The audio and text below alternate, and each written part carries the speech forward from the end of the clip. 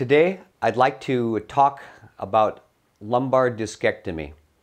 And the reason I'd like to talk about this is explain the procedure and also talk about the risks and complications of this procedure so that if there's any questions that you might have, that you can ask me after watching this video.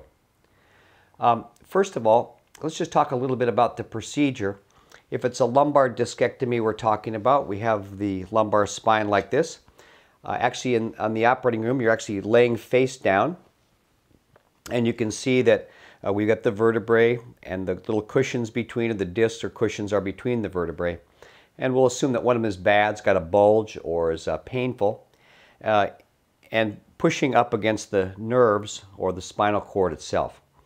In this particular situation, a tube, which is about this size, not even a quarter inch, is actually pushed through the skin and kind of aimed down into the disc space, into the foraminal canal, and then pushed into that. This allows me then to start working inside the disc and then come out while removing the piece of disc that's fragmented or herniated during that period in time. And I have grasping instruments to do that. But these are about the size of the spine, size of the tube that goes into the disc space.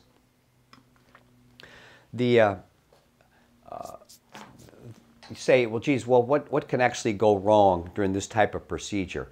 Probably the most common and the most significant complication is what they call discitis.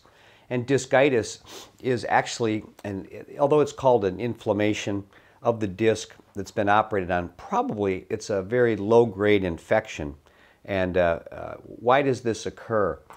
It usually occurs, it's noticeable about 10 to 14 days after a procedure, and most likely because you've got organisms that float around your system before the white blood cells can pick them up. And where do these come from?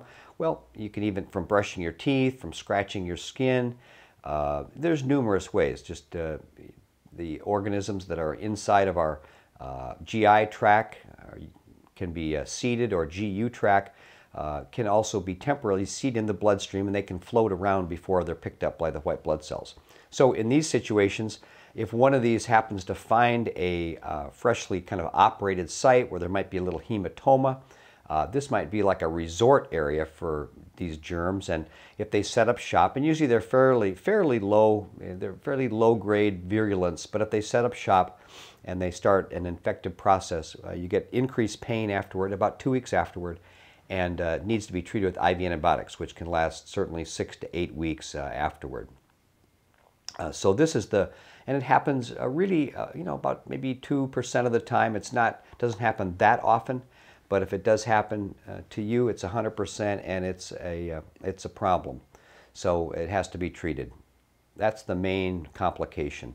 The second complication is one of, again, fairly rare, is that of nerve injury. And how does that happen? Well, if while you're putting the tube in here, if you can bump up against, say, like one of the nerves coming out here, that could result in a little bit of pain. It could result in a little bit of numbness. It could result in a little bit of weakness, perhaps.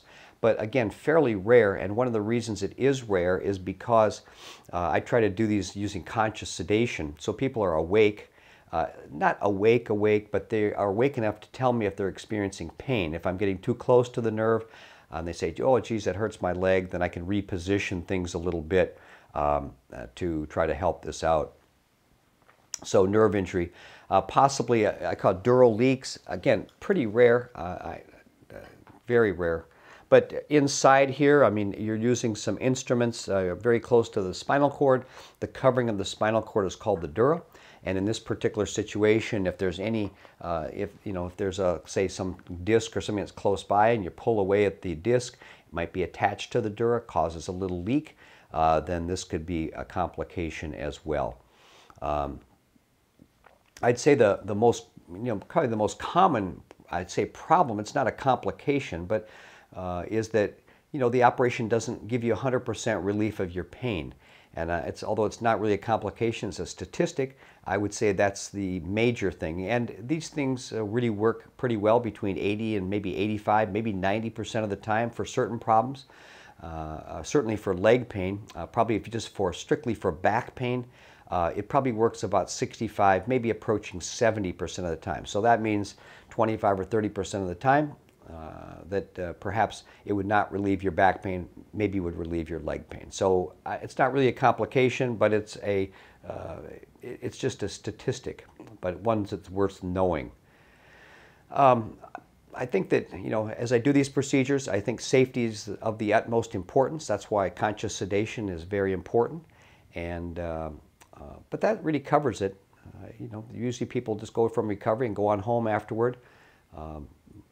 So I think that covers the complications. So be sure that if you've got any further questions, that this is a great time to ask me.